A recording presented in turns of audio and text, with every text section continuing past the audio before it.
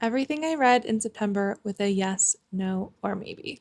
Starting with the books I do not have physically, we have The Southern Book Club's Guide to Slaying Vampires by Grady Hendrix. I already unhauled this. Absolutely not, unless you're just curious to see why I hated it and see if you agree. The Willful Princess and the Piebald Prince by Robin Hobb, absolutely. Lucky Day by Chuck Tingle, absolutely. This was so fun. Short, gross, creepy, scary, funny, everything you could want for spooky season. What Hunger? Maybe. I think the strongest parts of this book are the discussions around being an immigrant family in the US, some of the horror and suspense elements and other theme work outside of that topic didn't really hit for me. Artificial Wisdom, I would say yes. I really enjoyed this one. I think it's a really fascinating idea, very topical for right now.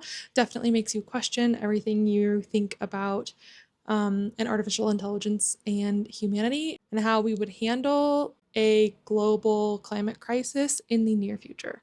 The Devils by Joe Abercrombie, I would say yes to a maybe. This would have worked for me, I think, if it was 100 to 150 pages shorter.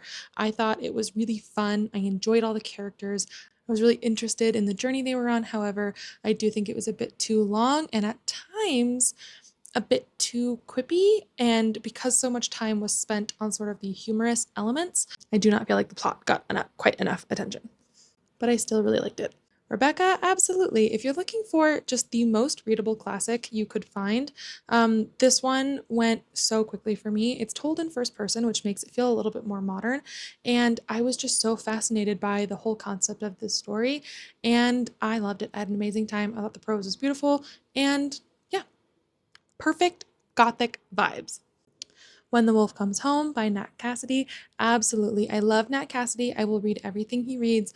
At this point, I think Nestlings, Mary, and this one are all interchangeable as far as how much I love them. I love them all for different reasons. Go read all three. Make sure you read the forwards and the afterwards. And if you can, pick up the audiobook maybe from the library, because listening to him do the forwards and the afterwards, I really, really enjoyed, and I think added so much to these stories.